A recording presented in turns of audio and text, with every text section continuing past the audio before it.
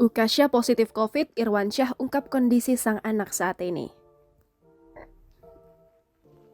Beberapa hari lalu, putra sematawayang Irwansyah dan Zaskia Sungkar, Ukasha Muhammad Syahki, sempat terpapar COVID-19. Hal tersebut diketahui melalui akun Instagram Zaskia Sungkar pada Rabu 9 Februari 2022. Sebelumnya, istri Irwansyah menyampaikan bahwa Ukasha mengalami panas tinggi untuk yang pertama kalinya. Ia juga menyatakan hanya dirinya yang negatif COVID-19 dan bisa mengurus suami dan anak. Namun, kini diketahui kondisi sang buah hati Irwansyah dan Zaskia kian membaik. Hal tersebut diketahui melalui instastory pribadi Irwansyah yang mengatakan bahwa kondisi Ukasha yang kini sudah membaik.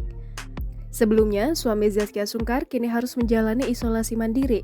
Hal tersebut diketahui melalui unggahan akun Instagram pribadinya pada Senin 7 Februari 2022.